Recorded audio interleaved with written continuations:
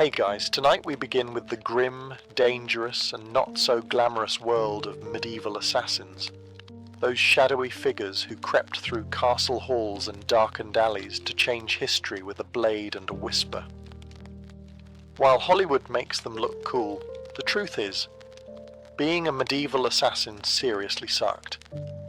So before you get comfortable, take a moment to like the video and subscribe, but only if you genuinely enjoy what I do here. And let me know in the comments where you're tuning in from and what time it is for you. It's always fascinating to see who's joining us from around the world. Now, dim the lights, maybe turn on a fan for that soft background hum, and let's ease into tonight's journey together. Let's be clear, no one in medieval times woke up and said, "You know what? I'd like to stab a nobleman in the throat for 12 silver coins and the honor of hiding in a barrel for 3 days." Becoming an assassin wasn't a career path. It was more like a last stop on the life went horribly wrong train. Most medieval assassins weren't mysterious loners trained in mountaintop temples. They were desperate peasants, disgraced soldiers, ex-thieves with decent aim, or people so far off society's radar they could kill a man and still not be noticed in the census. If you were well off, you didn't become an assassin. You hired one. If you had a title, land, or even a goat to your name, you were in management. But if you'd just escaped debtor's prison, had a reputation for solving problems, and could sneak into a tavern without being seen, congratulations. Someone, somewhere, was about to slide a coin purse across the table and whisper a name, and that name wasn't a fun one. You weren't asked to take out Bob the quiet turnip farmer. It was usually a corrupt baron, a bishop with too much gold, or someone with 12 bodyguards and a moat. The pay? Tempting. The job? Horrifying. But by the time someone considered it, they had nothing left to lose. No family, no future, and definitely no dental plan. Plus, let's not forget the absolute lack of job perks. No pension, no glory, no evenings off. You couldn't exactly hang up a shingle that said, "Quiet eliminations by appointment." You just had to stay quiet, move fast, and never ever tell anyone what you did for a living, especially not loudly over ale at the inn. "Oh yeah, I'm a traveling carpet seller. The stains? Die." So yes, nobody dreamed of being a medieval assassin. They landed there because the world chewed them up and spat them out wearing a hood and holding a rusty dagger. You weren't the hero. You weren't even the villain.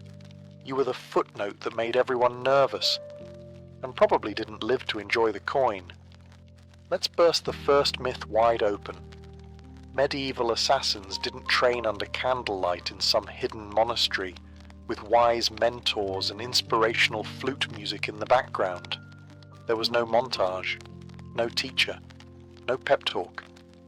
If you learned anything, it was by not dying the first few times you tried.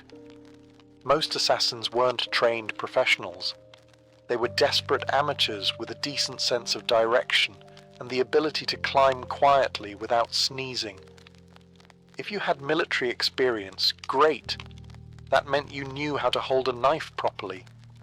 If not, well, stabbing someone is fairly intuitive, but escaping afterward with both kidneys still intact, that takes skill, or luck, usually just luck. There were no manuals, no guild orientation meetings, no safety briefings. You didn't get taught how to spot a body double or where nobles keep their bedroom exits. You figured it out while hanging from a windowsill wondering if you just crept into the servants' quarters again. Poison? That was trial and error, with heavy emphasis on error. Sometimes it worked.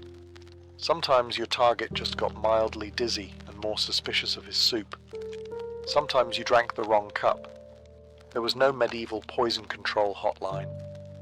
Just hope, herbal guesswork, and a strong stomach. Sure, if you were lucky, And I mean lottery lucky. You might have picked up some skills from thieves or mercenaries. Maybe an older assassin showed you how to walk without squeaking on cobblestones. But mentoring wasn't standard. It was rare and short-lived, because assassins don't retire, they disappear. Weapons training? Forget it. You weren't carrying a broadsword. You had a dagger you stole off a guard, maybe a garrote if you were feeling fancy, and whatever else fit under your cloak without jingling. So no, you weren't some shadowy martial arts master. You were a guy with calloused hands, quiet footsteps, and a deeply unhealthy relationship with alleyways. Success didn't come from training. It came from survival. You learned how to kill by doing it. Quickly, sloppily, then vanishing before anyone could sketch your face and tack it to a church door. In short, your education was brutal, practical, and offered zero graduation ceremonies. Just bruises, bloodstains, and the creeping realization that you were very much on your own. Let's talk about why you became an assassin in the first place. Coin. Cold, heavy, jangly, deliciously spendable coin. The promise of it is what got you into this. But the reality, you got paid in lies. When someone hires an assassin, they don't want a long-term relationship. They want a one-time service, no paperwork, and ideally no witnesses, including you. They offer you a pouch of silver, half now, half when the job is done. That's if they're feeling generous. But here's the thing, when the job is done is code for after we verify you didn't mess it up, or make us look bad, or leave a trail that leads back to us, or survive long enough to tell anyone about it. So, you do the job. You sneak through shadows, risk your life, maybe kill a baron in his sleep. Not pretty, not poetic. And when you return, ah yes, about that payment. The client fled, terribly sorry. Or worse, they try to kill you. A knife to the gut is cheaper than a bonus, and even when you do get paid, it's never quite enough. Not for the risk, not for the blood, not for the 3 days you spent hiding in a haystack with fleas and moral regret. You get a handful of coins, a curt nod, and a reminder you were never here. Also, fun fact, some contracts were fake, political traps. You'd be told to assassinate someone dangerous, only to find out it was a decoy with guards waiting. Congratulations, you just walked into a sting operation with your name already carved on the gallows. And even when the deal was real, you couldn't exactly go to court and file a complaint. Your Honour, I'd like to sue Lord Edmund for breach of assassin contract. The only court you'd see was the one where you were the exhibit, so you learned to take what you could, demand payment up front, and trust absolutely no one. Not even the greasy little scribe who swore this job would change your life.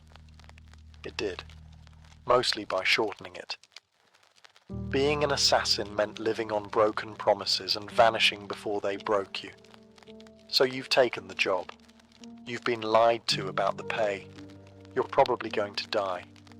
Now let's talk gear. Forget the fantasy novels and sneaky video games. There were no retractable wrist blades, smoke bombs, enchanted daggers, or crossbows that folded neatly into your boot. Your toolkit consisted of whatever you could steal, sharpen, or hide beneath a tattered cloak without clanking. If you were lucky, and I mean found a gold coin in a dead man's shoe, lucky, you had a good dagger. Not ornate, not curved like a dragon's tooth, just sharp, hopefully rust-free, and ideally one that didn't smell like the last guy you stabbed with it. Poison.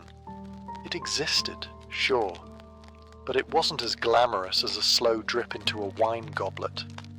Most medieval poisons were unpredictable, made from plants, minerals, or toad guts. Some worked instantly. Some took hours.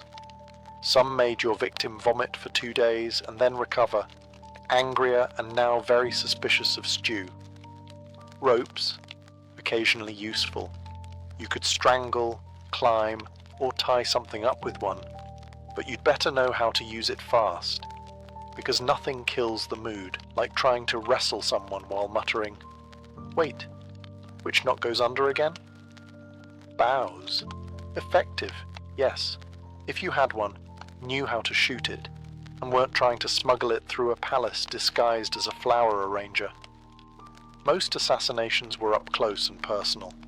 No time for elegant marksmanship, just quick, quiet, and hopefully not messy enough to slip in. And you didn't get backups. If your blade bent, broke, or fell down a well, time to improvise. Slate roof tile? Maybe. Rusty nail? Worth the shot. Shoe buckle with intent? Desperate times. You carried your tools hidden in hems, boots, or inside hollowed-out bread if needed, and you kept them close. Not for safety, but because in this line of work, your weapon was your best friend, your boss, and your only retirement plan. There were no upgrades, no tinkering with gear between missions. You didn't polish your kit. You prayed it didn't betray you mid-strike. Because in the end, it wasn't the weapon that did the killing. It was you. Alone, poorly equipped, and expected to perform miracles with a spoon and a prayer. Assassins weren't hired to take out random drunks in back alleys. No one paid you to stab Jeff, the sleepy candle maker. Your targets were important. Nobles, bishops, military officers, sometimes even royalty. And those people, they were very hard to kill. First, there were the guards, not one or two, dozens, armed, armored, and well-fed. Some guarded the front, some the back. Some just stood there looking intimidating, daring you to blink wrong. You'd spend days memorizing patrol patterns, door creaks, and exactly how many stairs it took before the knight with asthma needed a breather. Second, there were walls. Castles didn't have front porches. They had gatehouses, murder holes, and moats full of things that bite. If you didn't fall into the water, you still had to worry about arrow slits and boiling oil. Yes, boiling oil. Your job description included "may get flambéed" for peeking. Third, there were the servants and staff, the cooks, scribes, and stable boys. One wrong look from you, and they'd be whispering to the guard captain faster than you could say, "I'm just the herbalist." Assassins weren't just fighting swords, they were fighting gossip. And medieval gossip travels at light speed, if it means someone gets to keep their head. And finally, your actual target? Paranoid. Rightfully so. These people were surrounded by backstabbers, relatives with claims to their titles, and 36 people pretending to like them. They didn't eat without a tester. They didn't sleep without 3 locks on the door. Some even slept in decoy beds or rotated rooms like a deadly version of musical chairs. And don't get excited if you hear they're attending a feast. Yes, they'll be drunk, but so will you. And you'll still have to get past the royal guards, 3 dogs, a very alert jester, and 50 witnesses holding tankards. Even getting close to your target could take weeks, posing as a servant, bribing a chambermaid, hiding in barrels. And when the moment finally came, you had one shot. One precise, perfect, non-squeaky, non-bloody, ghost vanish in the night moment. Or you'd become the next public deterrent, swinging from the castle gate with a sign that read, "Nice try." Let's be honest. When you picture a medieval assassin, you probably imagine sleek black robes, leather braces, maybe a mysterious hood billowing in the moonlight. Reality? You looked like a sick goat herder with something to hide. Disguises in the Middle Ages weren't exactly high fashion. You didn't have custom-tailored cloaks or retractable armor. You had whatever you could scavenge. Peasant rags, a monk's robe 2 sizes too big, or the remains of a guard uniform that definitely still smelled like its previous owner. The goal was to blend in, but blending in meant looking like everyone else who hadn't bathed in 2 weeks, limped from old injuries, and had a nervous twitch from malnutrition. You didn't look suspicious because of your cloak. You looked suspicious because you kept adjusting your belt to hide a dagger wrapped in cheesecloth. And forget masks. There were no Guy Fawkes options. Most face coverings just made you look like a leper, which was great for avoiding conversation, but terrible for entering parties. If anyone asked who you were, you had to think fast. I'm Brother Tobias. I take care of silent prayer and rooftop maintenance. Even assuming you made it past the guards, noble households weren't full of idiots. Servants noticed unfamiliar faces, especially ones that fumbled chamber pots and couldn't name the cook's cat.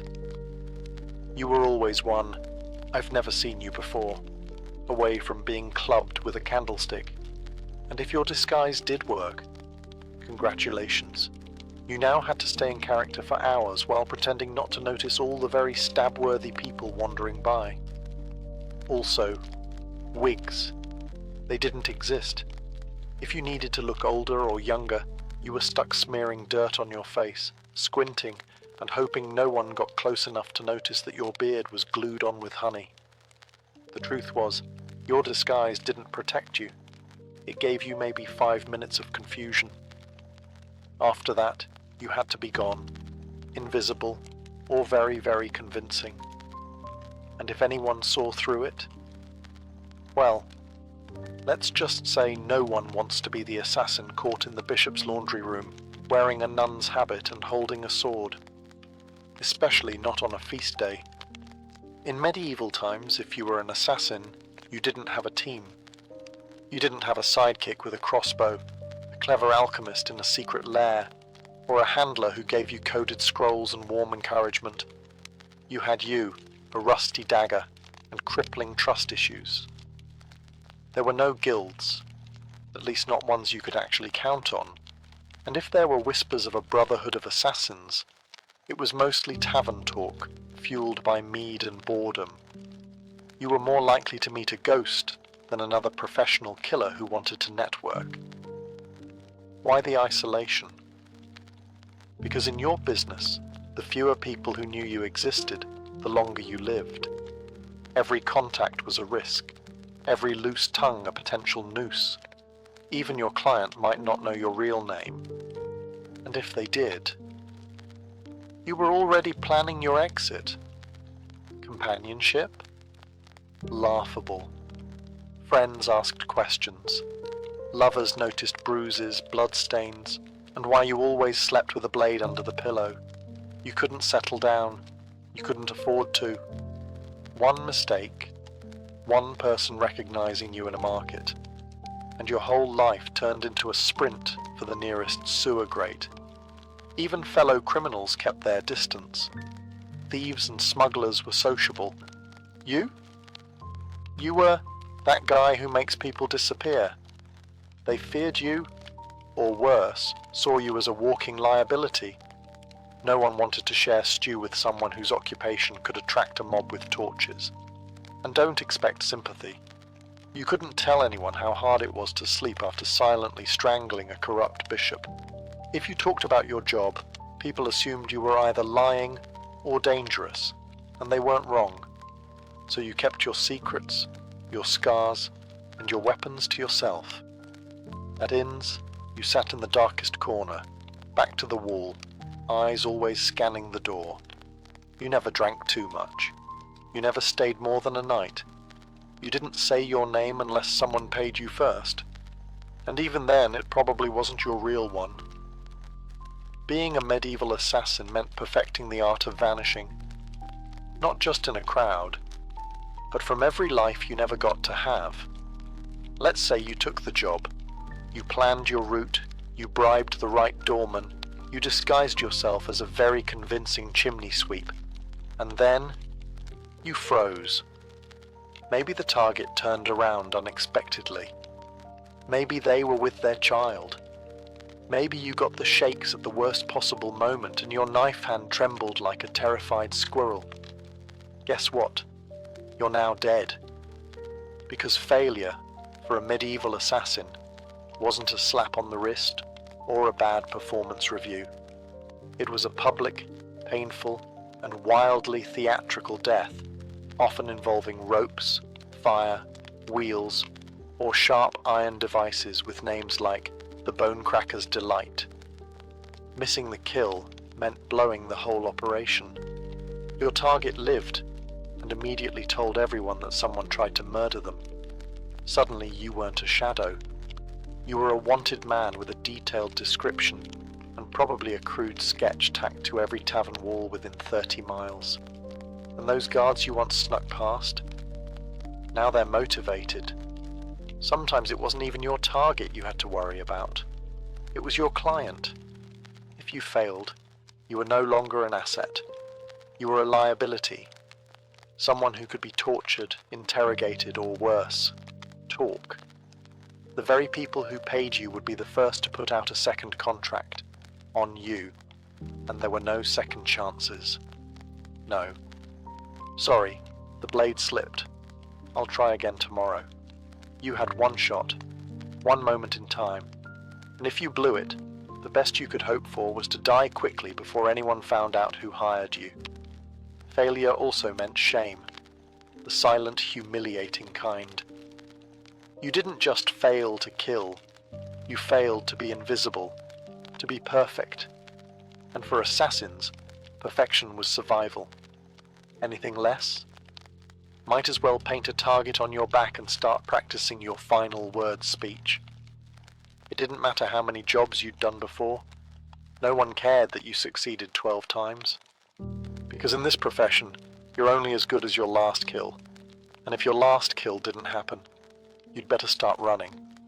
So you did it. The plan worked. The dagger struck true. No screams, no guards, just a clean drop to the floor and a very important person who now wasn't. Congratulations. Now run for your life.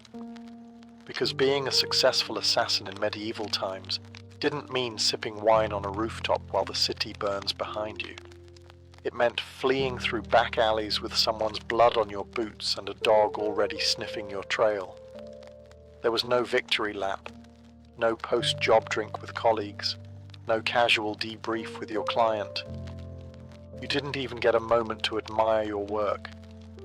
The moment your blade struck, your new job became escaping everyone who now wants to murder you in increasingly creative ways. Guards, coming, doors, locked, horses, tied up on the other side of town. You, probably bleeding. You had to plan your exit before the kill. Routes, disguises, fallback safe houses. Maybe a boatman who owed you a favor, or at least didn't ask questions. Because the city would go on lockdown within minutes. No one wanted a scandal. And lockdown meant closed gates, armed checkpoints, and a dozen angry men with swords who all just received your rough sketch and the phrase, maybe armed and extremely stabby. And let's talk about the client. Assuming they actually planned to pay you, they weren't going to meet you at a cozy tavern with a smile and a thank you card. They'd probably vanish too, because an assassin who just completed a job is the most dangerous person alive. You knew too much. You'd proven you could get into places others couldn't. So even when you succeeded, you walked away with coin in one hand and a giant target on your back. And what did you win? A week of sleeping in haylofts, bribing ferry captains, shaving your beard in the dark, and pretending your name was Brother Lucian as you tried to blend in with monks heading east. Because success didn't mean survival. It meant starting the whole game over, in a new city, under a new name, with even more people looking for you this time. So yes, you made the kill. Now run like hell. If being a medieval assassin wasn't already miserable enough, poor, hunted, and sleeping in places that smelled like goat, You also had to deal with the wonderfully creative paranoia of the people around you.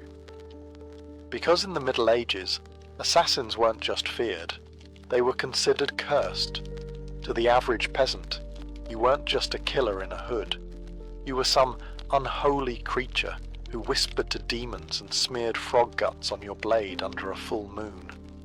Why else would you be able to sneak past guards and vanish in the dark? Logic wasn't exactly popular back then, but superstition? Oh, that was everywhere. Some believed assassins could shapeshift. Others claimed you were invisible unless bathed in holy water. One popular tale suggested assassins made pacts with forest spirits and could breathe death through walls. Imagine walking through a village and hearing a woman mutter, "Don't make eye contact, he might hex the baby." Even your tools were suspect. Carrying a dagger, clearly it was forged in a cursed forge. Using poison, that wasn't chemistry, that was witchcraft, and you probably stirred it with a severed toe under a blood moon. You'd think this fear might help you. After all, people avoided you, right? But the reality was worse. Superstitious mobs don't hesitate. They don't ask questions.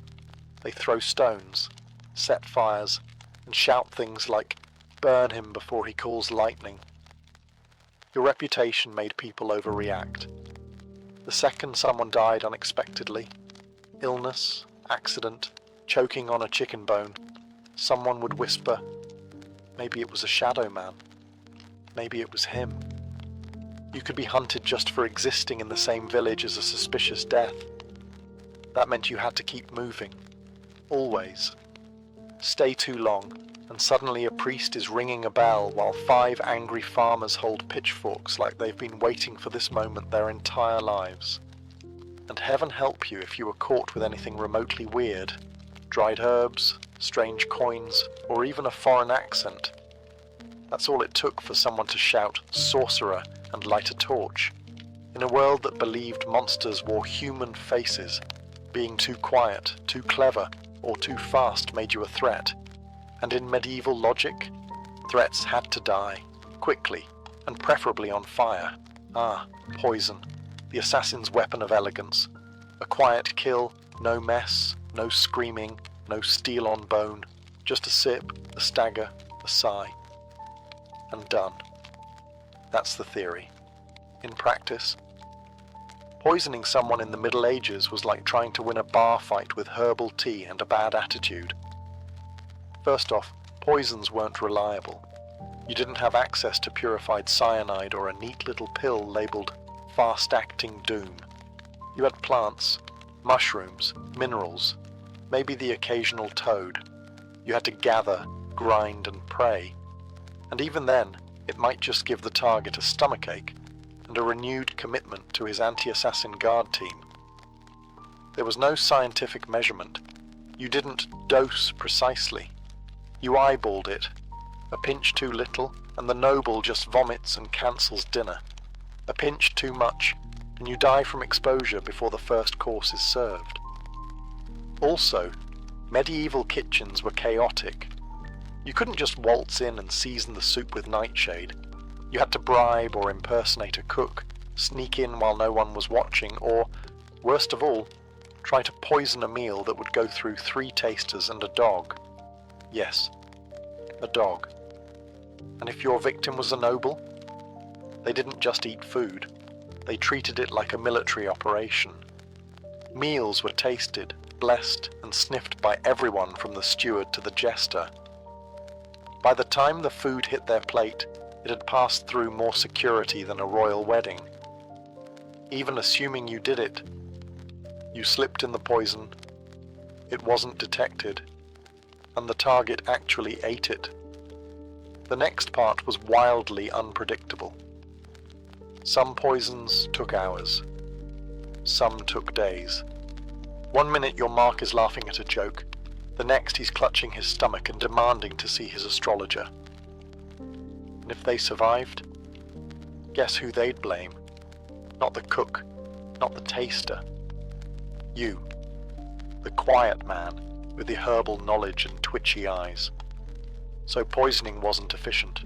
It was risky, slow, and full of variables, none of them in your favor. And if you were caught, you didn't get a quick death. You got interrogated, with tools, until you confessed to poisoning everyone from the Duke to the dog. You'd think that if you successfully changed the course of history by removing a tyrant, sabotaging a royal bloodline, or silencing a political threat, someone would remember your name. Nope. You were an assassin. That meant your name was never meant to be remembered. At best, you were a rumor. Some hooded figure, a foreigner with cold eyes, or the quiet man who never finished his ale. You might have pulled off the most legendary hit of the century, and still ended up as a mysterious death in the official record. In fact, that was the point. Your client didn't want a story. They wanted plausible deniability.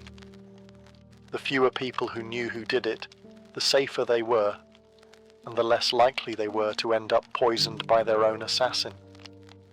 So your name was buried the moment the job was done, if you even used a real one.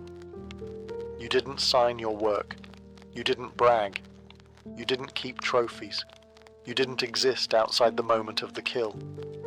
And if someone did know your name, that was a loose end. And in your profession, loose ends had a very short shelf life. And forget about honor. There were no medals for silence. No stone monuments for the man who stopped a war with one dagger in the night. If a noble wanted a statue, they commissioned one for themselves. You got a wooden box, an unmarked grave, or if things went really badly, a head on a spike labeled traitor. Sometimes your name was known only so it could be cursed. You'd become a whispered warning. Don't cross the king. Remember what happened to Lord Ulrich? Yes. And the man who did it? Gone. Like a ghost. That was your legacy. Not fame. Not fear. Just absence. You weren't supposed to leave a mark. You were supposed to vanish.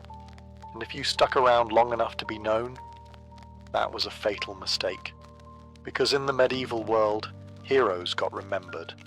Assassins got erased. So you survived. You got the job done. You even managed to get paid. A miracle in itself. Now all you have to do is lay low, keep your head down, and trust that your client will honor the deal and protect your identity. Right? Wrong. Because in the world of medieval assassination, there was one rule even more sacred than don't get caught. Never trust anyone, especially the person paying you. Your client, be they a noble, a merchant, or a bishop with ambition and very loose morals, didn't hire you out of respect. They hired you because they needed something awful done, and you were the sharpest tool in the shadows. Once the job was complete, you became a liability. You knew too much. You knew who wanted who dead, when, why, and possibly how much they were willing to pay for it. That made you dangerous, not just to their enemies, but to them. So what did they do? They ghosted you. They denied they ever met you. Or worse, they sent someone else after you, to clean up, to tie off the contract with something sharper than ink. There were even cases where clients double-booked, hiring one assassin to do the job and another to kill the first one immediately after. No refunds, just reduced risk. And if you dared try to blackmail a client, threaten to expose them, that was bold. And also your final mistake, because powerful people in the Middle Ages didn't negotiate with assassins. They crushed them. If your client had a shred of honor, a rare species indeed, you might get paid and left alone. But even then, you'd still have to assume they were watching you, from a distance, with someone already sharpening steel and memorizing your walk. You were the secret that couldn't talk. the shadow that couldn't stay. Even success wasn't enough to earn trust. Because in their eyes, if you killed once, you could kill again. And no one, not even the person who hired you, wanted to be next. Let's say, somehow, you beat the odds. You survived the kills, the lies, the poisonings, the betrayals. You outlived your enemies, your employers, and probably your own sense of morality. Now what? You retire? Absolutely not. Because in medieval times, assassins didn't get retirement plans. There were no farewell banquets, no quiet cottages by the sea, no pensions paid in gold coins and grateful whispers. You didn't fade into a peaceful life. You vanished, or you died. Often both. The problem was simple. You were never safe. Even if you walked away from the job, your past didn't. You had too many secrets in your head, too many names in your memory, and too much blood on your hands. People didn't want you retired. They wanted you forgotten, which usually meant buried. And even if no one came after you, and that's a big if, you had to live with the constant fear that someone might. That a new assassin, young and eager to prove himself, had just received a contract for a shadowy figure who used to be someone dangerous. So you changed your name. Again. You moved to a village where no one asked questions. You faked a limp, sold herbs, pretended you once worked as a guard. But even then, you didn't sleep well. You avoided crowds. You always sat facing the door. You kept your dagger under the floorboard, next to the pouch of coins you never touched, because it still smelled like the man you earned it from. And you couldn't trust yourself either. Years of silent killings and quick escapes did something to your brain. Every knock on the door made you flinch. Every stranger on the road might recognize you. You stopped dreaming. Because dreaming was dangerous. You couldn't love. You couldn't relax. You couldn't laugh too loud. You lived like a ghost pretending to be a man. The truth was, there was no end game for a medieval assassin. Just a slow, cold fade into obscurity, always moving, always watching, until one day you slipped into the dark and no one noticed. And maybe that was the best you could hope for. By now you've probably figured it out. Being a medieval assassin wasn't darkly romantic. It wasn't noble. It wasn't even all that profitable. It was a grim, thankless, short-lived career, wrapped in blood-stained linen and followed by a crowd of people who wanted you dead. You wouldn't last. Not a week. Maybe not even a day. Because you'd start with the wrong assumptions. That you'd be sleek, in control, a whisper in the dark. But what you'd really be is cold, hungry, and one bad guess away from the noose. You'd slip into town, cloak pulled tight, ready for action, only to discover that your target moved locations, the guards are drunk but trigger happy, and the stable boy you paid for information just sold you out for a mug of ale and a piece of bread. You'd freeze at the wrong time, stab the wrong guy, get spotted by someone's maid who once saw your face near the chapel, and suddenly you're not a shadow. You're the problem. Then what? You run. But you're not used to medieval terrain. The mud, the uneven cobblestones, the absolutely insane number of loose chickens in the street. You slip, fall, get tackled by a guard named Thomas, who just got dumped and is looking for an outlet. And let's say you survive that. Then you deal with the aftermath. No allies, no honor, and no future. Just whispers, suspicion, and the growing realization that even if you succeed, the best you can hope for is to die old and alone, hiding behind a false name in a village that still believes in fairies. So no, you wouldn't last. And frankly, you shouldn't try. because the assassin's life wasn't cool. It was a cruel machine that chewed people up and spat out nothing but shadows. It offered power without peace, and purpose without a place in the world. You didn't make history. You erased yourself from it. And the only thing waiting for you at the end was silence. A silence no one would question. Because no one even remembered you were there in the first place. Before she was the feared Queen of Macedonia, Olympias was known as Myrtale, a Molossian princess from the rugged tribal lands of Epirus. Her people claimed descent from Achilles himself, and whether or not the blood of heroes truly ran in her veins, one thing was certain. This was not a woman born for the sidelines of history. From a young age, Myrtle was steeped in mystery and ritual. Her upbringing was shaped not just by politics, but by prophecy, ecstatic rites, and a reverence for the ancient gods. She wasn't the type of princess who smiled and embroidered tapestries. No, she was drawn to serpents, omens, and the frenzied ceremonies of the cult of Dionysus, where women danced barefoot in the moonlight and called upon the divine in states of trance. Her connection to the gods wasn't performative, it was personal.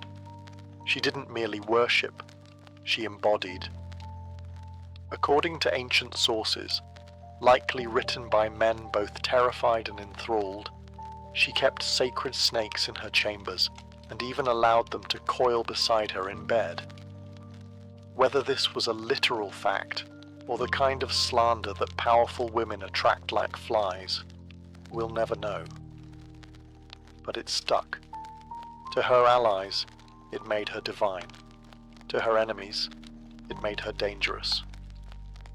Her real power began not in a battlefield or throne room, but in the uneasy flicker of torchlight, among the whispers of priestesses and the curling bodies of serpents. She wasn't just a princess, she was a living oracle, a woman touched by something older than politics and colder than steel. So when Philip II of Macedon, brutal, brilliant, and famously horny, arrived at the island of Samothrace for a religious initiation, he didn't just meet a beautiful princess, he met a mystery he couldn't resist. Their marriage wasn't just a political alliance, it was a collision of prophecy and power. And from the very beginning, it was full of omens. Some said lightning struck the sky on their wedding night. Others claimed Olympias dreamed of a thunderbolt entering her womb. All of it would become legend. But one thing is certain. The union of Olympias and Philip didn't just create a child. It created Alexander the Great. And she intended to shape his destiny from the very first breath. Olympia's marriage to Philip II was not the fairy tale one might expect for a queen who would one day birth an empire.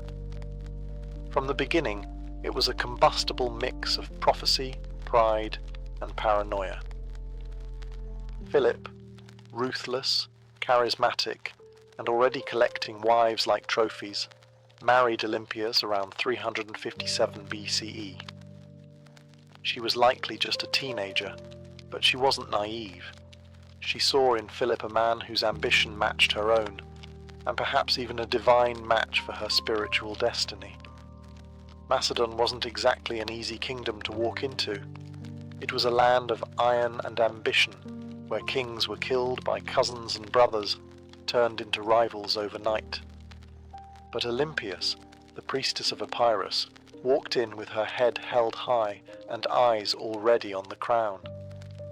Their marriage was rocky from the start. Philip, for all his political genius, was not built for monogamy. He would go on to marry multiple women, often for alliances, always for power. But Olympias wasn't one to sit quietly in the shadows. She held her own court, maintained her own alliances, and was known to turn to oracles and rites to divine her future, and perhaps Philip's fate. Then came the birth of Alexander. Even that was wrapped in celestial drama. Legends say Olympias dreamed that a thunderbolt struck her womb, and that flames danced around her child without burning him. Philip reportedly had a vision of sealing his wife's womb with a lion. Yes, a literal lion. Whether they believed these visions or invented them, they certainly acted as if Alexander was destined to rule not just a kingdom, but the world. But even as the child was celebrated, cracks in the royal marriage deepened. Olympias resented Philip's other wives, especially his Macedonian bride Cleopatra Eurydice, whom he married later in life.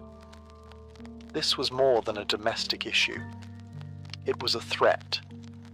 Cleopatra was Macedonian-born, and any son she bore would be purer in the eyes of the local nobility. A direct threat to Alexander's future. Olympias saw it clearly. The palace wasn't just a home, it was a battlefield, and she would use every snake, dream, ritual, and whisper she had to make sure her son wasn't just remembered, but crowned. She was no longer Myrtle. She was Olympias now, and no one would take her son's throne without facing her wrath. By the time Alexander was a teenager, the Macedonian palace in Pella had become a war zone of veiled insults, political maneuvering, and bitter rivalries. Olympias wasn't just fighting for influence, she was fighting for survival. She knew that the court was filled with snakes, but she was the one who taught them how to bite. Philip II had begun to distance himself from her. He was campaigning more, drinking more, and, perhaps worst of all, listening more to his Macedonian advisors. The final blow came when he married a young noblewoman named Cleopatra Eurydice, not to be confused with the Cleopatra of Egypt. This Cleopatra was Macedonian-born, and her uncle Attalus was one of Philip's top generals. To Olympias, it wasn't just betrayal, it was a declaration of war. The marriage ceremony was a disaster. At the feast, Attalus drunkenly mocked Olympias and Alexander, calling into question the legitimacy of Alexander's birth. Was he really Philip's son? Or was he the child of a god, as Olympias liked to claim? It was meant as an insult, but Olympias seized the myth. Let them whisper, let them believe her son was touched by Zeus. It made him untouchable. Alexander stormed out of the feast. Olympias left Macedon entirely, retreating to Epirus. But her exile was not defeat, it was strategy. In her homeland, she was still royalty. She could gather support, whisper in ears, and watch as Philip's palace began to rot from within. She didn't need to be physically present to be dangerous. Then came the shockwave.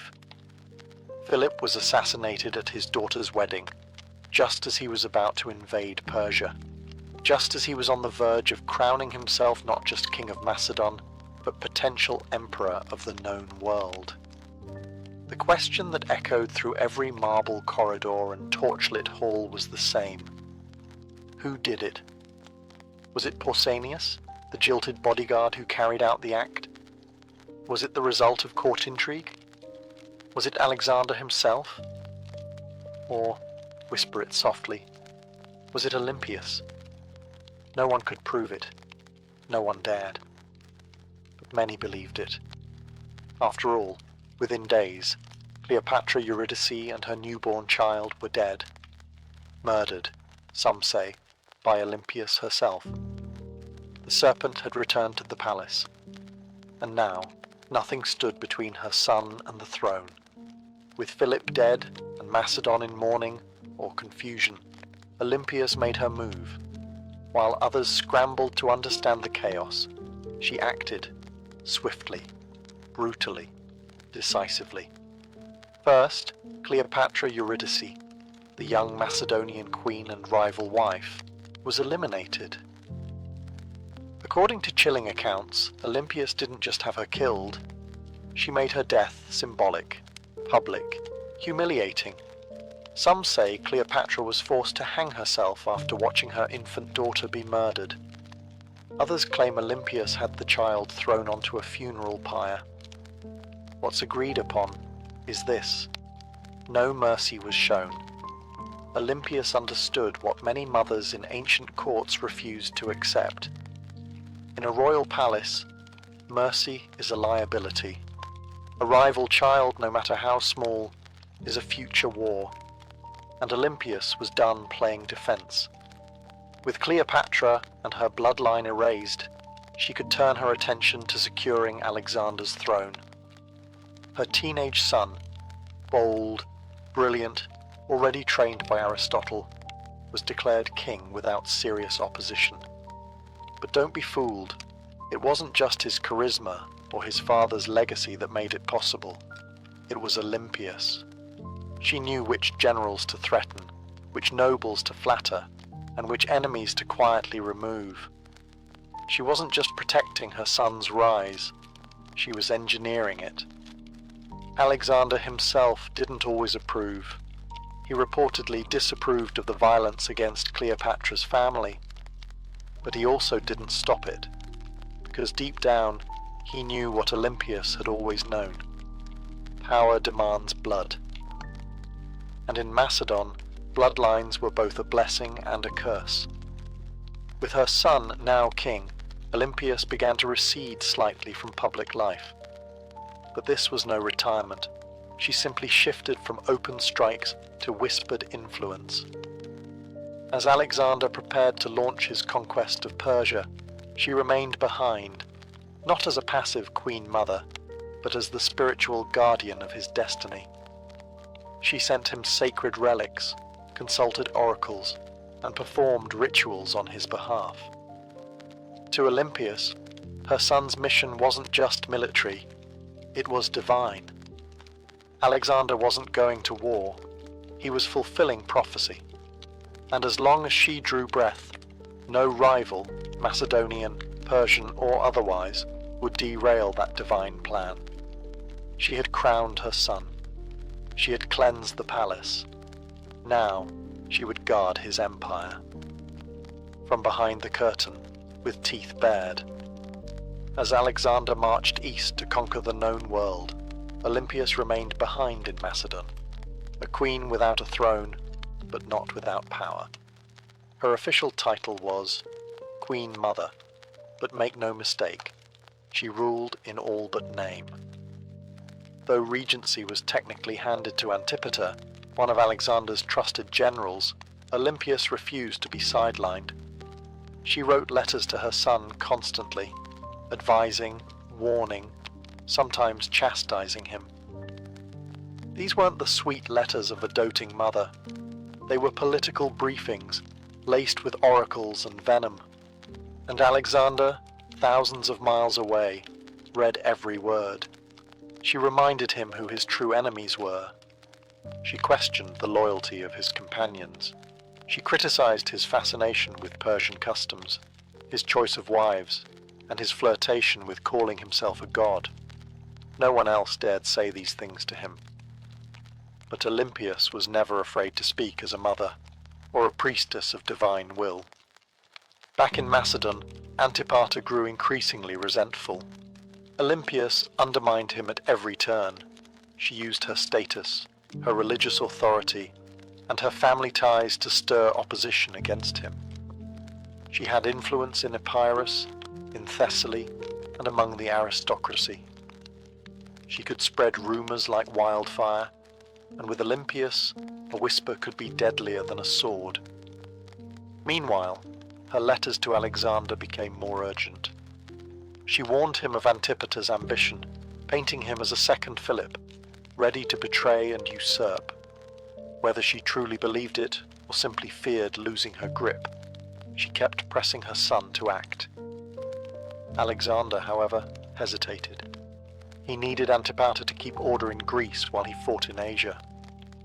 And so, the rift between mother and general widened. Olympias watched. She waited. But beneath her religious robes and maternal concern, she was growing impatient. She hadn't endured years of palace warfare to be ruled over by an old soldier. As Alexander's empire stretched from the Aegean to India, Olympius saw cracks forming. He was taking on too much, trusting too many foreign advisors, and drifting away from the mother and the gods that made him. She believed his victories came from divine favor and from her, and if he forgot that, well, Olympius knew how to remind kings who they really were, even if that king was her own son. When news of Alexander's death in Babylon reached Macedon in 323 BCE, it didn't arrive like a trumpet, it arrived like a dagger. For Olympius, it wasn't just the loss of a son.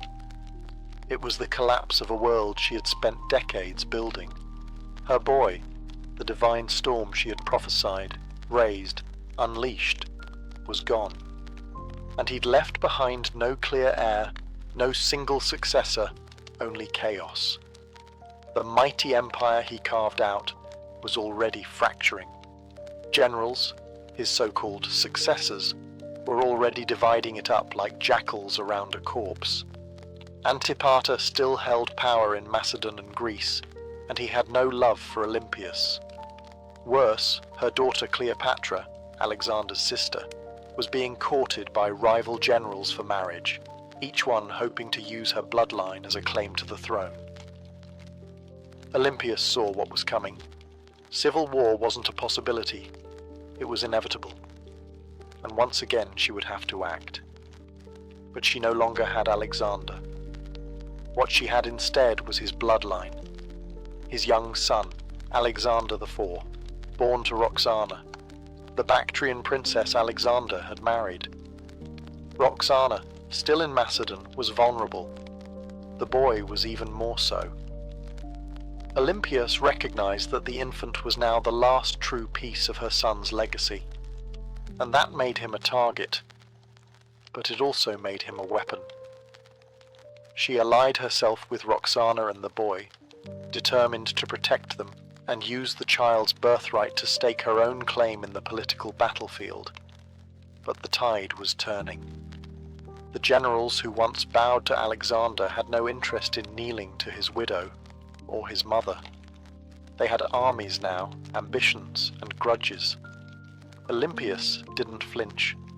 She'd faced snakes, traitors and kings. A few warlords with crowns and stolen spears wouldn't scare her. So she plotted. She waited.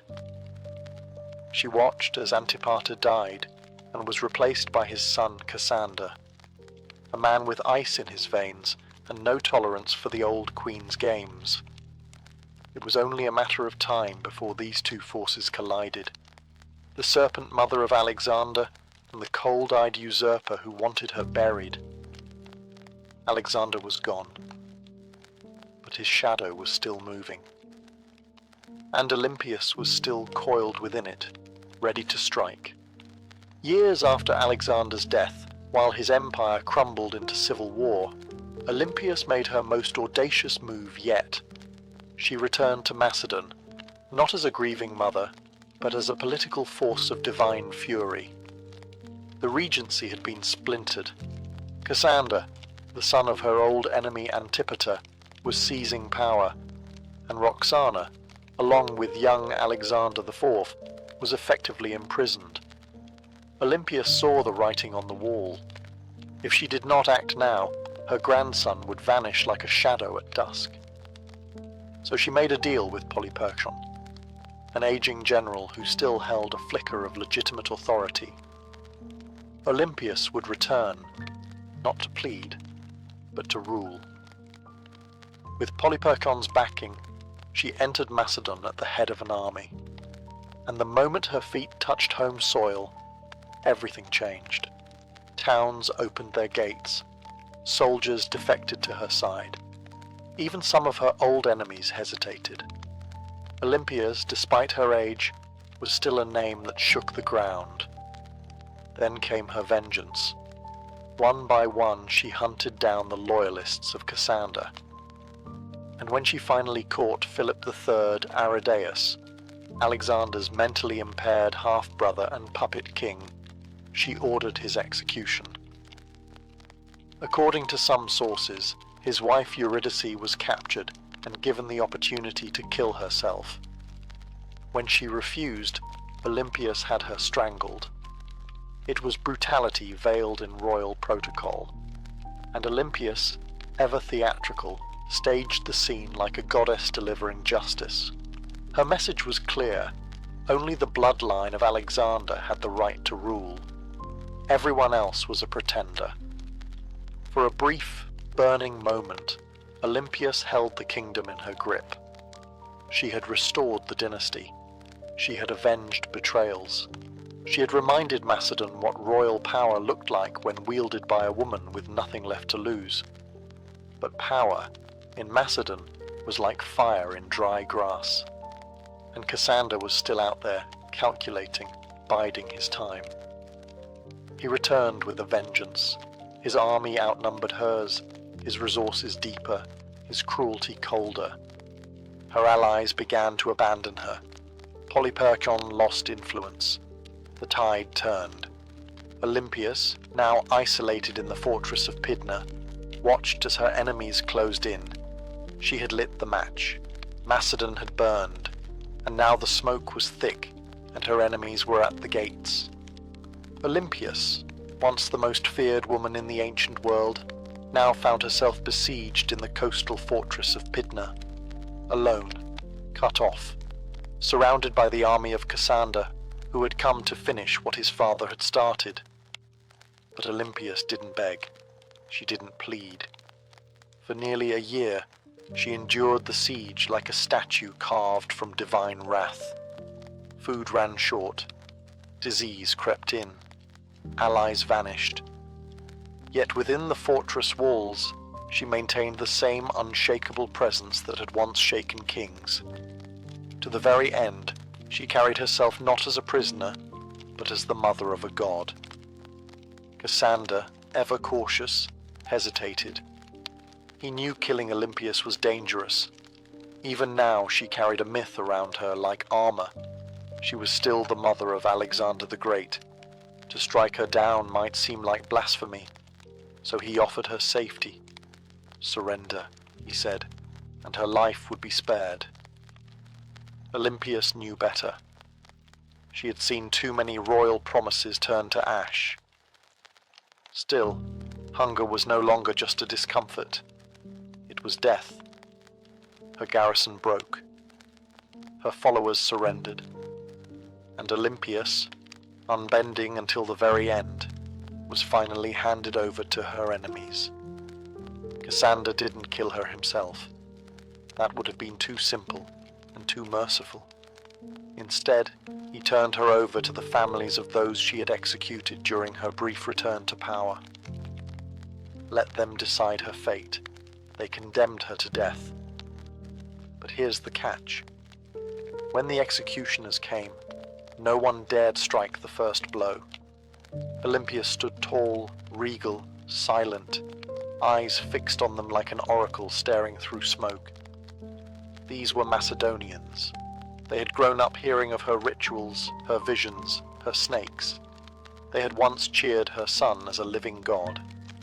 And now here she stood, a frail old woman cloaked in myth, and not a single man had the courage to swing the sword.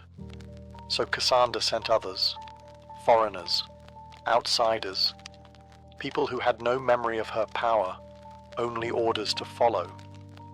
And thus Olympias was finally struck down, not with ceremony, not with dignity, but with silence. Her death marked the end of Alexander's bloodline in any meaningful power, and with it, the final ember of an empire founded on divine ambition was snuffed out. But even in death, Olympias left behind a shadow, and history would never forget the Serpent Queen. Olympias died not on a throne, but in the dust, unarmed, abandoned, and executed by the very people she once ruled. But history is strange. It does not always favor the ones who die in silk sheets. Sometimes it remembers those who went down hissing. And Olympias was never meant for quiet history. In life, she had wielded motherhood like a sword, and prophecy like a shield. She wasn't just the mother of Alexander the Great. She was one of the architects of his rise. Without her, there is no myth of the divine child, no rituals whispering of thunderbolts and lions, no ruthless purging of rivals that cleared the path for a teenage king to rule the known world. Olympias didn't just give birth to an empire, she defended it with claws.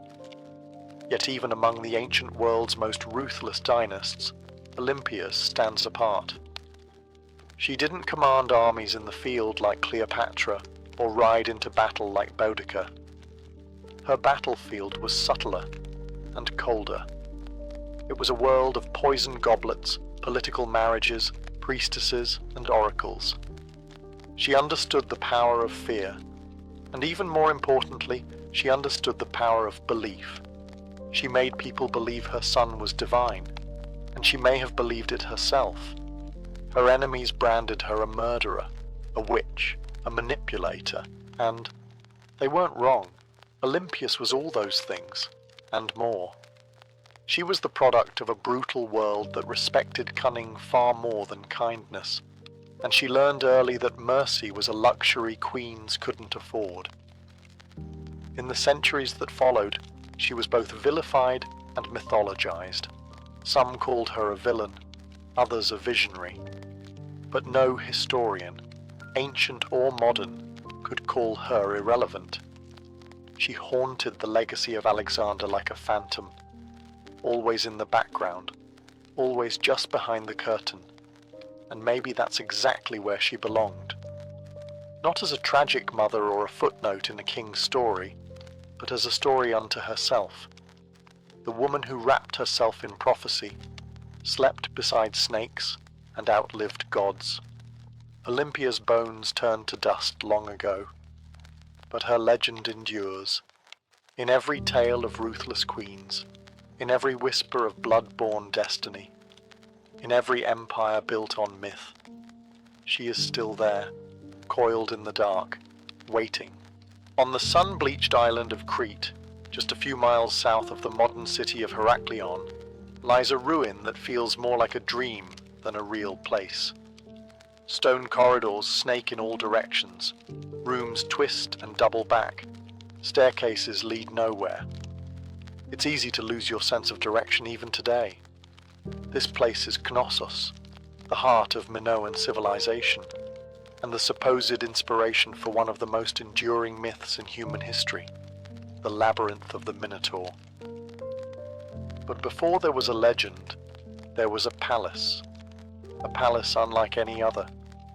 Built around 1900 BCE and expanded over centuries, Knossos wasn't just a royal residence, it was an entire city under one roof. Covering nearly 150,000 square feet, it featured over 1,000 rooms, light wells, storage magazines, shrines, workshops, and what may have been the first flushing toilets in history. It had running water, multi-story apartments, and an intricate system of air circulation. This wasn't a primitive fortress. It was an architectural masterpiece. To modern archaeologists, Knossos looks like organized chaos. To ancient visitors, it probably felt like magic. The man who brought Knossos into modern awareness was British archaeologist Arthur Evans. In the early 1900s, Evans excavated the site and quickly became convinced that this was the origin of the Greek labyrinth myth. The layout was disorienting, the architecture deeply symbolic, and everywhere he turned, he found motifs of bulls, painted on walls, carved into stone, or sculpted into tiny golden charms. The bull, after all, was sacred to the Minoans. Evans even went so far as to name the civilization after the mythic king Minos. Whether Minos was real or not, his legend became inseparable from the ruins. But here's the twist. No one's found a literal labyrinth. No underground maze, no prison chambers, no half-man monster. What we have instead is something far more mysterious. A city designed in loops, wings and layers, deliberately difficult to navigate, and the deeper you go, the more the lines between history and mythology blur. So the question remains, was the Minotaur born from these walls, or was the palace itself the monster? Knossos may not give up its answers easily, but it's very good at making us ask the right questions. The myth is as famous as the ruin. A monstrous half-man, half-bull, trapped in a labyrinth so complex that no one who entered ever found their way out. Only Theseus, the Athenian hero, managed to kill the beast and escape, thanks to a ball of thread and the cunning of Princess Ariadne. But where did this story come from, and why a labyrinth? The earliest versions of the myth speak of King Minos, the powerful ruler of Crete, who demanded tribute from Athens in the form of 7 boys and 7 girls each year. These unfortunate souls were fed to the Minotaur, a creature born from divine punishment and shame. The Minotaur, locked in an underground maze, symbolized the dark underbelly of power, something savage hidden behind grandeur. To ancient Greeks, Crete had long been a land of wealth, mystery, and fear. Its seafaring people, the Minoans, were seen as both elegant and alien. Their rituals involved bull leaping, their artwork depicted strange gods, and their palaces were unlike anything on the mainland. To a visiting Greek from 1000 BCE, Knossos might have felt like another world. The bull itself was sacred in Minoan culture. Frescoes show young men and women vaulting over charging bulls in ritual displays. Horns of consecration, stylized bull horns, appear on rooftops and altars. Combine this with a palace that feels like a maze, and the ingredients for a legend begin to stir. But what if the Minotaur wasn't just a monster? What if it was a metaphor? Some scholars believe the tale reflects a memory of Cretan dominance over the Aegean, a time when Athens truly did pay tribute to a stronger, stranger power. The labyrinth could symbolize the political entrapment of weaker states, and the Minotaur, the raw, terrifying force behind Minoan rule. Others argue it's more psychological, the labyrinth as the unconscious mind, the Minotaur as our hidden urges, and Theseus, the hero, walking bravely into the darkness, guided only by the thread of memory. Still, the myth remains tangled with Knossos. The palace is the closest thing we've ever found to a real labyrinth. No monster, no Ariadne. But perhaps something deeper. Not just a myth echoing through history, but a history that was asking to become myth. Long before Athens raised its marble temples or Sparta sharpened its spears, there was the Minoan civilization, one of the earliest advanced societies in Europe. They ruled not through conquest, but through trade, art, and what seems like an almost supernatural command of architecture. At the heart of their power stood Knossos, a palace that wasn't just a seat of royalty, it was a hub of culture, ritual, and economy. The Minoans flourished from around 2600 to 1400 BCE. Based on Crete, they developed a sprawling trade network that reached Egypt, Mesopotamia, the Levant, and even the distant shores of Spain. Their ships cut through the Mediterranean like silent arrows, ferrying pottery, saffron, bronze, and luxury goods. They didn't build vast armies. They built relationships, and that, more than weapons, made them rich. What's most striking about Minoan culture is how different it was from their later Greek successors. Their artwork celebrated nature, animals, and flowing human movement, not war or divine punishment. Frescoes show dancers, dolphins, and athletes vaulting over bulls. Even their goddesses are different. Powerful, bare-breasted figures often holding snakes, symbols of fertility, transformation, or protection. At the center of it all was Knossos, not a fortress on a hill, but a complex in a fertile valley. It had no massive defensive walls, suggesting the Minoans either felt secure on their island, or projected enough power to make defense unnecessary. Their confidence was architectural. Multi-story buildings, colonnaded courtyards, and advanced plumbing systems hinted at a society far ahead of its time. And yet, for all their sophistication, the Minoans left behind no deciphered written records. Their primary script, Linear A, remains unreadable to this day. We don't know what they called themselves. We don't know what their kings believed, what prayers they spoke, or what truly happened behind the walls of Knossos. All we have are their ruins, their art, and their influence, absorbed later by the Mycenaeans and echoed in Greek myths. The Minoans were not just builders of palaces, they were architects of mystery. And Knossos wasn't merely a building, it was the beating heart of a civilization that shimmered for a moment like sunlight on the Aegean, and then vanished. But some say their echo still wanders the maze. To walk through Knossos is to walk through time. Layered, confusing, beautiful time. It's not just the scale that overwhelms you, it's the design. Rooms lead to rooms. Corridors split and vanish. Light wells cut through the heart of the building. Stairs spiral into shadows, or emerge suddenly into sunlit courtyards. Nothing moves in a straight line. It's not hard to see why ancient visitors might have whispered, "Labyrinth." Knossos wasn't just a palace, it was a living organism.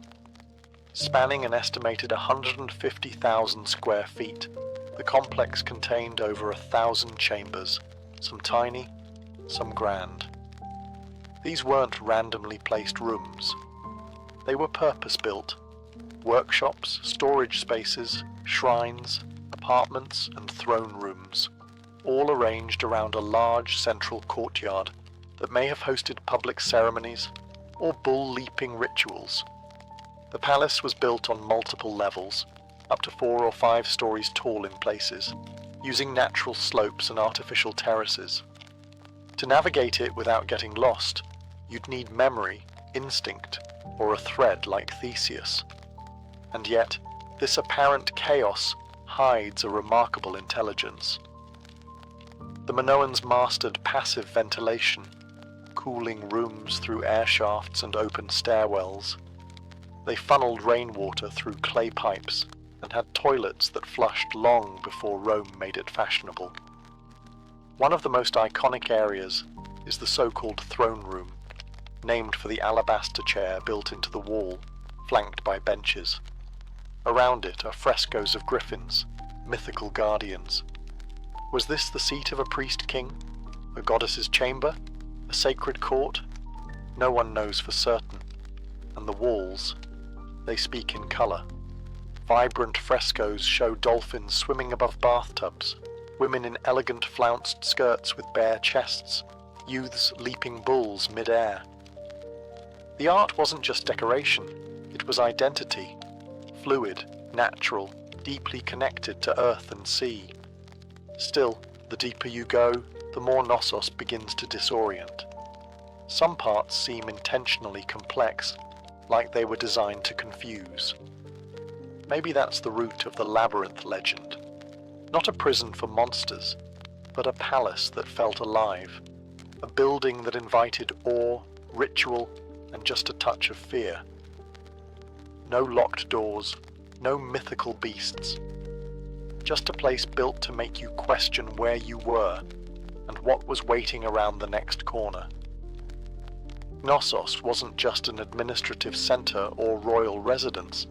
It was a place of worship, an architectural expression of the Minoan soul, steeped in ritual, myth, and divine mystery. Unlike later Greek temples, there are no towering columns to Zeus or marble shrines to Athena. Instead, the spiritual world of Knossos is more subtle, woven into the fabric of the building itself. Shrines hide in corners. Pillars rise like sacred sentinels. Horns, stylized, carved, symbolic, appear on rooftops and altars.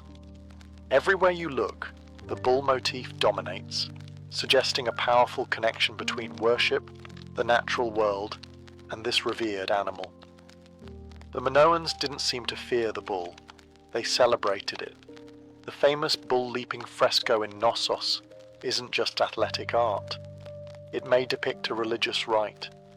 Young men and women vaulting over a charging bull, locked in a dance of danger and grace. It wasn't sport, it was sacred theatre, possibly an offering to the gods, or a symbolic triumph over chaos.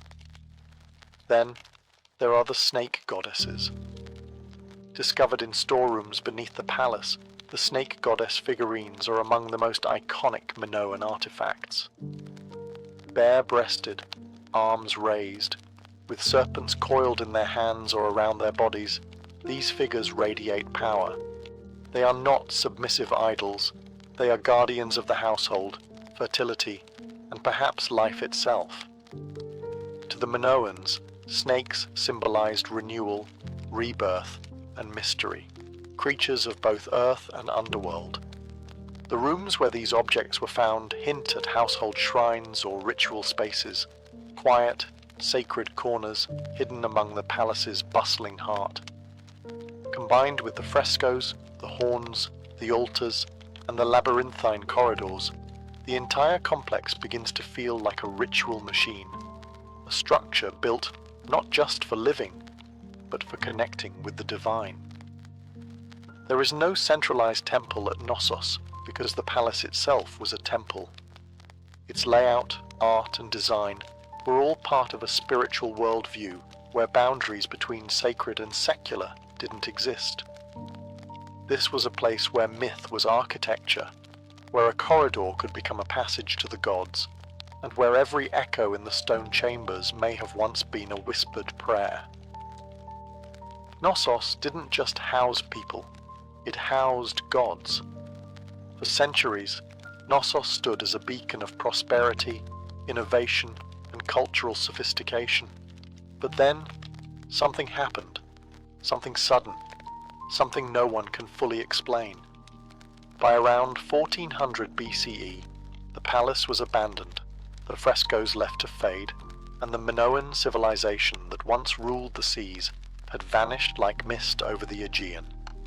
So, what happened? Theories abound. Some point to nature.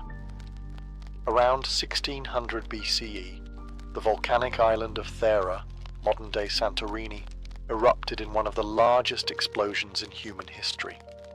The blast was so massive it likely caused tsunamis that battered Crete's northern coast, devastating ports and farmland.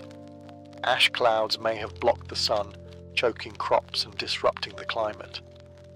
While Knossos wasn't immediately destroyed, the aftermath of Thera's eruption may have shaken the foundations, economically, politically, and spiritually. Others looked to war.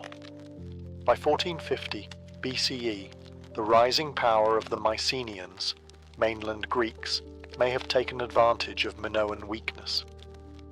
Archaeological evidence suggests Knossos was reoccupied briefly, but the culture had changed. The art became more martial. Linear A, the Minoan script, was replaced with Linear B, used by Mycenaean scribes. The palace that once thrived with snake goddesses and bull dancers now whispered in a foreign tongue. Some scholars believe the Mycenaeans didn't invade in a single conquest, but gradually absorbed the island, first through trade, then influence, and finally rule. Others argue that internal collapse, a civil uprising, political instability, or the failure of the elite may have contributed just as much. What's striking, though, is how little violence is evident in the ruins. There are no charred skeletons, no signs of mass slaughter. Knossos didn't fall with a scream. It fell with a whisper. The great palatial system simply stopped. The rooms went quiet, the rituals ended, and nature slowly crept back in.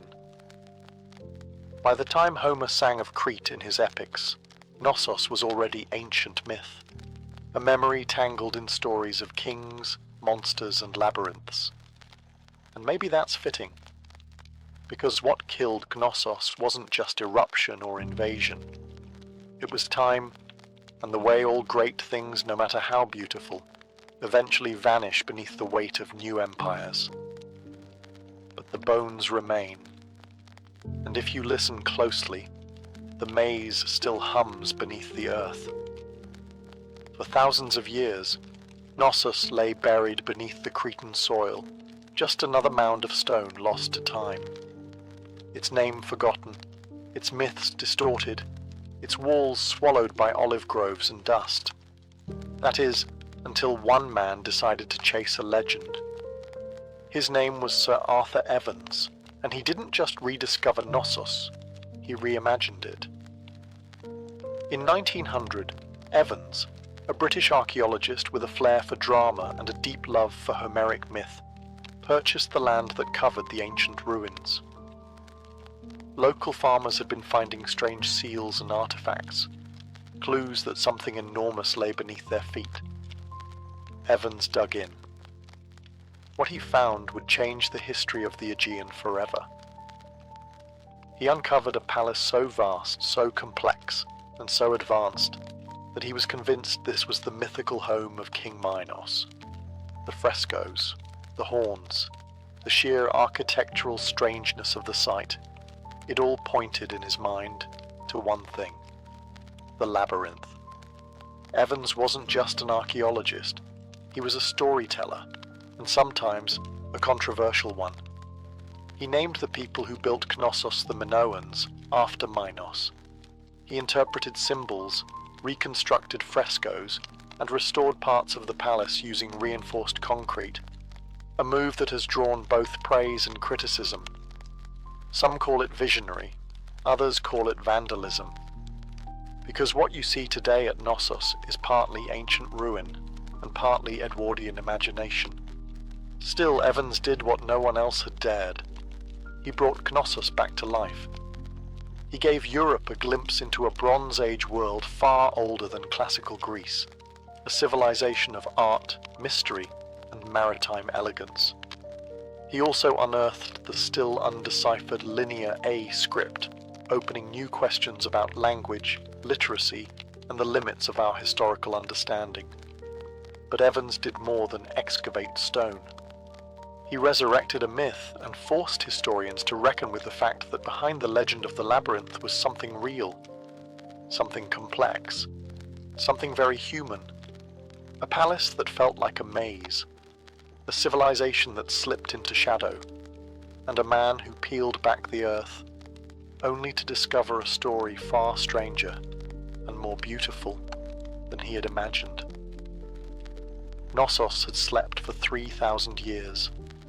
Evans rang the bell that woke it up. Walk through Knossos, and you're not just walking through architecture, you're walking through a language of symbols. Frescoes, carvings, patterns, they're everywhere.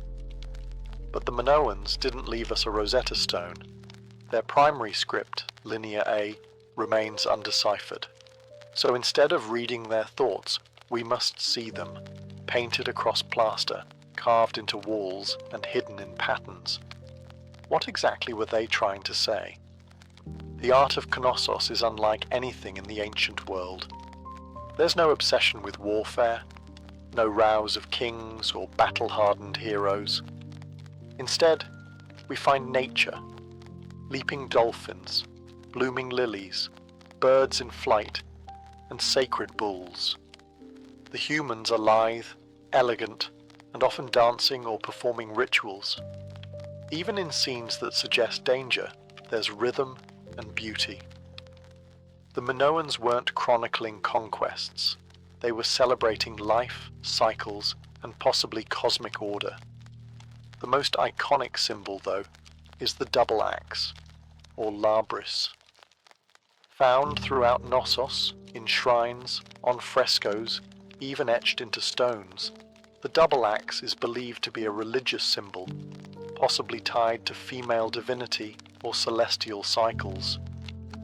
Some suggest the very word labyrinth might derive from labrise, making the labyrinth not a maze at all, but a house of the double axe, a sacred space, not a trap. Then there are the horns of consecration, stylized bull horns placed atop walls and altars. These may have been religious markers, separating sacred space from the mundane. Combined with frequent depictions of bulls and bull-leaping rituals, it's clear the animal had deep spiritual significance. Whether it represented nature, fertility, chaos, or a divine presence, no one agrees. But the bull is everywhere. Even the layout of Knossos may have symbolic meaning. Some archaeologists believe it was built not just for function, but to mirror celestial or seasonal patterns. Its winding corridors and nested rooms could represent a journey, through life, through death, through the underworld, a spiritual maze, not a physical prison. But without a deciphered script, every theory walks a thin line between insight and imagination. The Minoans spoke in symbols, not stories, and so we're left to interpret. What is Knossos saying? We hear the rhythms, we see the images, but the meaning? That remains just out of reach, like a thread unraveling into myth. Knossos is a ruin, yes, but it doesn't feel dead. Walk its corridors today and you'll sense something humming just beneath the surface. Not ghosts, not gods, but echoes of myths, of lives, of questions that refuse to go away. Thousands of years after its fall, Knossos still holds us in its maze. Tourists wander its halls, archaeologists dig for answers, and writers spin new tales inspired by its shadow. The Minotaur may be myth, but the feeling of the labyrinth is real. We don't know who ruled Knossos. We don't know the names of its kings, queens, or priests. We don't know the prayers they whispered, or the laws they lived by, but we know they loved beauty. We know they worshipped nature. We know they understood balance between architecture and art, between ritual and reality, and we know they were the first. Before the Parthenon, before Rome, before the Hebrew temples or the Persian palaces, there was Knossos, a palace that was also a city that was also a temple that may have also been a story, because perhaps that's what the labyrinth really is. Not a prison, not a puzzle, but a narrative carved in stone, a myth in architectural form. The legend of the Minotaur didn't arise from nothing. It came from this place, from the confusion of its corridors, the reverence of its bull rituals, and the awe it inspired in generations who tried to make sense of it. The Greeks turned it into a story, we turned it into archaeology, but at its core, Knossos has always been both. Today, we can walk its ruins in broad daylight. We can take photos, draw maps, and even reconstruct its frescoes. But the mystery hasn't vanished. The line between fact and legend still shimmers, like heat over stone. Maybe that's why Knossos endures, because it doesn't give us all the answers. It reminds us that sometimes history isn't meant to be solved, it's meant to be felt. And Knossos, ancient, tangled, half-remembered, isn't just a place on a map. It's a question, one that leads us deeper with every step. And like Theseus, we're all still following the thread. Ancient engineers knew exactly what they were doing. The earliest rams were handheld. Teams of soldiers simply lifted a tree trunk and smashed it against enemy defenses like frenzied lumberjacks. But over time, the battering ram evolved. Engineers realized that mounting the ram inside a wheeled frame, often with a roof to protect the crew from arrows and boiling oil, turned it from a tool into a weapon of terror. The Assyrians, masters of siege warfare, turned rams into psychological weapons. Their siege towers combined rams with archer platforms, meaning a city's gates were being destroyed, while defenders were under constant fire. Relief carvings from Nineveh show rams with pointed iron tips, rolling up to the gates of rebellious cities like slow-moving gods of destruction. And it wasn't just the front door they were smashing. Rams were often used to breach weak points in walls, batter down watchtowers, or collapse gatehouses entirely. Their presence meant one thing: surrender, or watch your defenses crumble like stale bread. The Greeks refined them, the Romans perfected them. Roman engineers built massive rams called ares, Latin for ram, suspended with chains or ropes inside enormous siege shelters. Some were so big they needed dozens of men to operate, and the rhythm of their swinging beam was said to sound like thunder rolling across stone.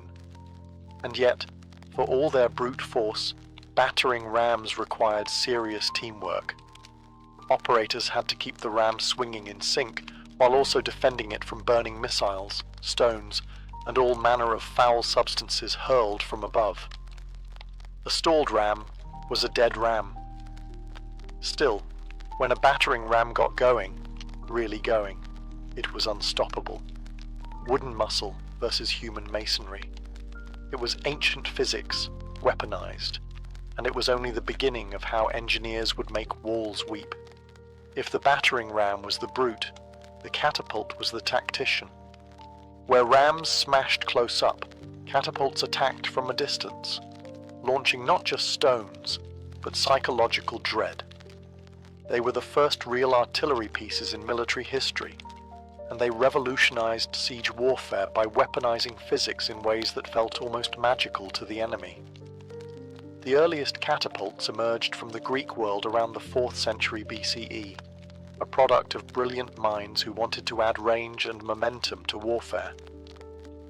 Dionysius I of Syracuse, a tyrant with a taste for cutting-edge violence, commissioned the first torsion-powered catapults, devices that used twisted bundles of sinew or hair as tension springs. These weren't slingshots for giants. They were precise instruments of siege terror. The genius lay in their mechanics. Engineers figured out that by twisting ropes tightly, often made from animal sinew, they could store enormous amounts of potential energy. When released, this force could hurl stones, javelins, or even flaming projectiles hundreds of meters. The two main types evolved quickly: the ballista, which launched massive bolts like a giant crossbow, and the stone-throwing catapult, which lobbed boulders over walls or directly at fortifications. Then came the Roman engineers, who never met a Greek idea they couldn't improve. They built catapults that could be broken down, packed onto carts, and reassembled on site, portable siege engines for professional armies. Some Roman catapults could fire 60-pound stones at incredible speeds, capable of tearing through wooden gates, battlements, and occasionally unlucky soldiers. Catapults weren't just about destruction. They were about spectacle. Ancient generals used them to send messages, sometimes literally. Corpses were launched over walls to spread disease and fear. Severed heads were lobbed into besieged cities to shatter morale. In one chilling case, diseased bodies were fired into enemy territory as an early form of biological warfare. But catapults had their flaws. They were heavy, required skilled crews, and could be rendered useless by bad terrain. Still, when set up properly, they could batter a city into submission from a safe distance. And for the first time in history, cities realized their thick stone walls didn't just need to withstand a ram, they had to survive the skies. Because now, destruction came flying. If the catapult was clever, the trebuchet was majestic. Towering, creaking, and terrifying, it was the undisputed king of medieval siege warfare. When one appeared on the battlefield, it wasn't just a weapon, it was a statement. It said, "Your walls mean nothing." Unlike its tension-powered cousins, the trebuchet relied on gravity. At its core was a simple principle: a long swinging arm mounted on a sturdy frame, with a heavy counterweight on one end and a sling on the other. Raise the weight, let it drop, and the arm would whip around, flinging the sling and its deadly payload in a high arc over enemy defenses. It was controlled destruction, precise, predictable, and devastating. The origin of the trebuchet can be traced back to earlier traction models used by the Chinese as early as the 4th century BCE, where manpower replaced counterweights. But the counterweight trebuchet, the version that would rewrite siege warfare in Europe and the Islamic world, emerged in the 12th century, possibly through Byzantine or Muslim intermediaries. Once Europe got its hands on the design, it spread like wildfire through castles and crusades. The power was astonishing. A well-built trebuchet could launch 300-pound projectiles over 300 meters. Stones the size of furniture would crash into towers, pulverize walls, or crater enemy morale. But the real magic was in the arc. Unlike catapults, trebuchets could hurl projectiles over walls with finesse. This meant they weren't just smashing defenses, they were hitting courtyards, barracks, and supply depots inside. And it wasn't just stones. Trebuchets hurled everything: diseased animals, burning pitch, pots of lime to blind defenders, even messages, or insults, wrapped around rocks. One legendary account from the siege of Stirling Castle in Scotland tells of Warwolf, a trebuchet so massive that the enemy surrendered before it was even fired. The king refused to accept the surrender, just so he could test the machine. But for all its destructive glory, the trebuchet wasn't fast. It took hours to build, minutes to reload, and demanded skilled engineers. Still, no other siege weapon combined range, force, and psychological horror quite like it. It was the medieval version of a slow-motion hammer from the heavens. And when that counterweight dropped, cities held their breath. While catapults launched from afar and battering rams smashed the gates, siege towers took a more personal approach. They rolled right up to the enemy's front door and dropped off armed invaders. Imagine a wooden skyscraper on wheels, covered in wet hides to prevent fire, bristling with archers and spearmen. That was the siege tower, the ancient equivalent of an armoured personnel carrier and a mobile fortress in one. And when one of these started rumbling toward your city walls, you knew that the real fight was about to begin. Siege towers weren't subtle. They were big, bold, and terrifyingly effective when used properly.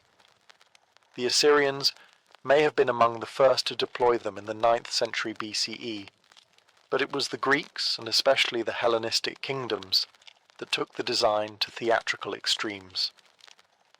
During the siege of Rhodes in 305 BCE, the Macedonian general Demetrius built a 9-story tower called the Helepolis, or Taker of Cities. It was over 100 feet tall, equipped with catapults, covered in iron plates, and moved by thousands of soldiers. It also broke under its own weight. But the ambition, unmatched. The logic behind siege towers was simple. Walls only work if you can't get over them.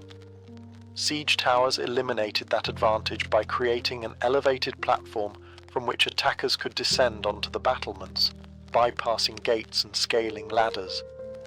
From the top deck, archers could rain death down onto defenders, while troops on the lower levels prepared to board. But these towers weren't invincible. They were slow, vulnerable to mud, and prime targets for defenders with fire arrows, rolling boulders, or even sabotaged terrain. Smart defenders would dig ditches, flood moats, or build secondary inner walls, known as counterscarp defenses, just to stop a tower's approach. Still, when they worked spectacularly. A breach in the wall was one thing, but having your own ramparts suddenly crowded with enemy soldiers. That was chaos. Siege towers transformed the battlefield from a horizontal contest of strength to a vertical race for survival. They made height an asset and a liability. And once the gangplank dropped from a siege tower to the city walls, there was no turning back. It was time for hand-to-hand hell. While rams smashed and trebuchets soared, some of the most devastating siege tactics happened silently, underground. Siege tunneling, or sapping, was the dark art of defeating a city by removing the ground it stood on. Literally. The idea was ancient and horrifyingly effective. Dig beneath the enemy's wall, prop it up with wooden supports, then set those supports on fire. When the timbers burned away, the tunnel collapsed, taking the foundation of the wall with it. One moment, your city stood strong. The next, a massive section of the outer wall crumbled like stale bread. This method didn't look glorious. There were no grand engines or thunderous launches. But tunneling was the slow, invisible killer of fortress warfare. The Assyrians practiced early versions of it, but the technique reached full maturity with the Greeks, Persians, and later medieval European armies. During the siege of Plataea in 429 BCE, the Spartans attempted tunneling beneath the walls, only for the defenders to dig counter-tunnels and intercept them mid-dig, turning the soil into a knife-fight nightmare. This defensive tactic became known as countermining, and it added an eerie element to siege warfare. Imagine soldiers digging in pitch black, hundreds of feet beneath the earth, listening for the sound of enemy picks. The moment they heard tapping, they'd race to intercept, often resulting in violent, claustrophobic skirmishes fought by torchlight with knives and shovels. There was no glory in it, just terror, suffocation, and dirt. But when undermining worked, the results were catastrophic.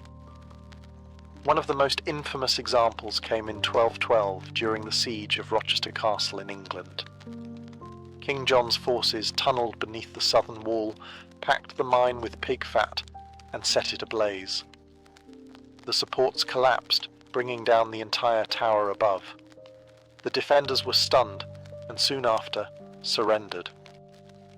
By the 13th century, siege engineers became specialists in identifying weak foundations, measuring the soil's behaviour, and planning collapses with terrifying precision.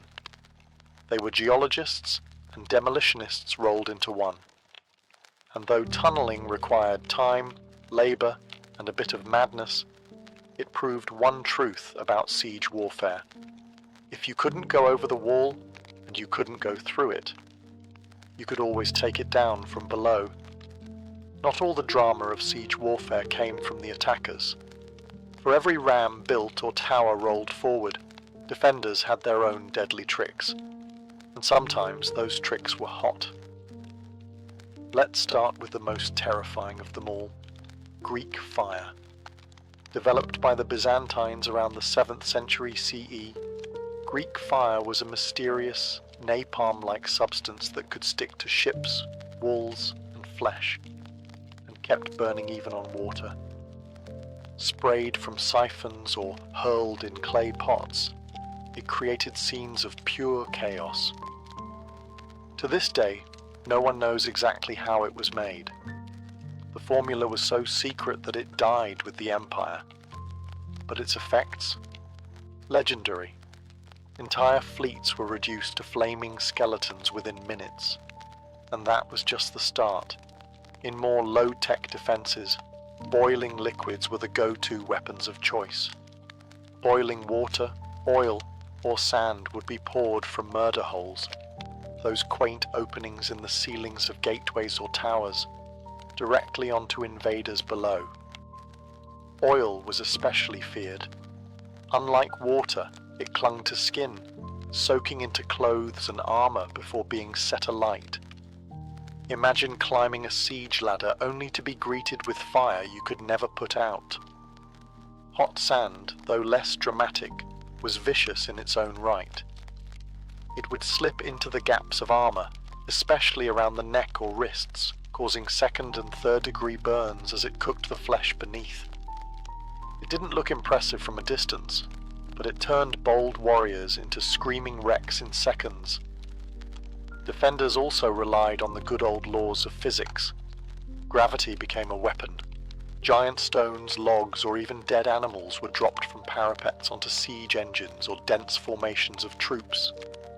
The goal wasn't just to kill, it was to break the machines and morale at once. And then there were traps, hidden pits, collapsing bridges, spiked barricades. Castles became puzzles of pain, designed to slow, confuse, and punish. All of this served one purpose: delay. Every minute a wall held was a minute closer to enemy supply lines running thin, to disease spreading in camps, or to reinforcements arriving. Siege warfare was a game of attrition, and while the attackers had physics on their side, the defenders had creativity, and a whole lot of boiling rage. In siege warfare, raw destruction was only half the goal. The other half was psychological domination, breaking the will of the defenders before the walls even came down. Siege weapons weren't just tools of war, they were massive, creaking, flaming symbols of doom. Every groaning wheel of a siege tower, every arcing boulder flung by a trebuchet, was designed to plant one seed in the minds of those behind the walls: you are not safe. Ancient commanders knew this. The Assyrians paraded their siege engines openly, dragging them across deserts with grand fanfare. The Romans built their siege camps right in view of the enemy, letting defenders watch as battering rams were assembled and catapults tested. Siege was theatre, and fear was part of the script. Sometimes the payloads themselves carried a message. Severed heads of messengers or generals would be launched over the walls, often still wearing their armor. At the siege of Constantinople, defenders were bombarded not only with rocks, but with bodies, diseased corpses launched to spread panic and plague. During the Mongol siege of Kaffa in 1346, it's believed that hurling plague-infected corpses over the walls helped trigger outbreaks of the Black Death in Europe. The trebuchet wasn't just a weapon, it was an announcement. When one of these giants was rolled into place, everyone inside the fortress could hear it before they saw it. The creaking of winches, the grinding of ropes, the heavy thunk of the counterweight, like the heartbeat of an incoming storm. But the most dangerous part, the unknown. You never knew what was coming next. Would it be a rock, a barrel of fire, a rain of arrows, or just silence? Ominous, heavy silence as engineers adjusted their aim. Even the sounds became psychological weapons. The rhythmic thump of a battering ram, or the sudden silence before a shot would drive defenders mad with anticipation. For commanders, the goal was to create despair, to convince the enemy that resistance was pointless, that their gods had abandoned them, that their walls were nothing but temporary obstacles in the path of fate. And when that mental dam finally cracked, the gates often opened without a fight.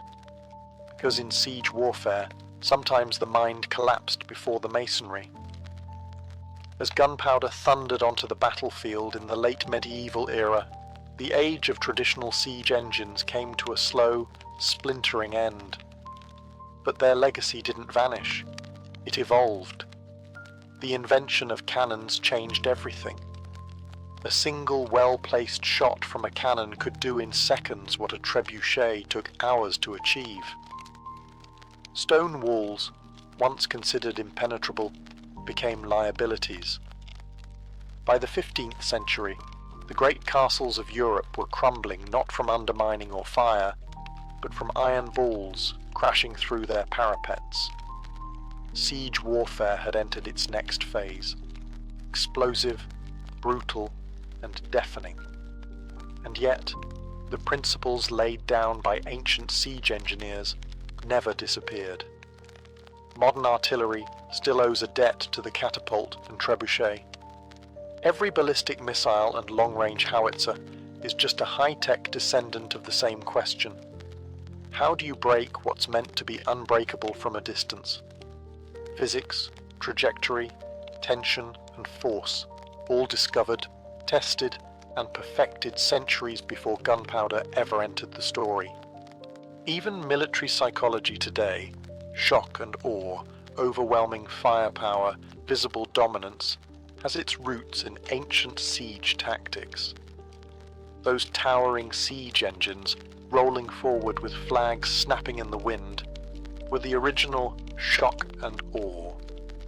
They weren't just about breaching a wall, they were about breaking the spirit of a city.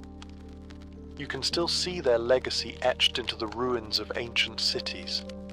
At Masada, where Roman siege ramps still scar the desert.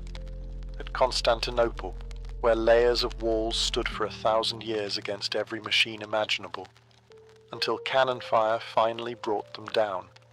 At castles across Europe, where round towers and angled bastions tell the story of a world constantly redesigning itself to survive the next siege.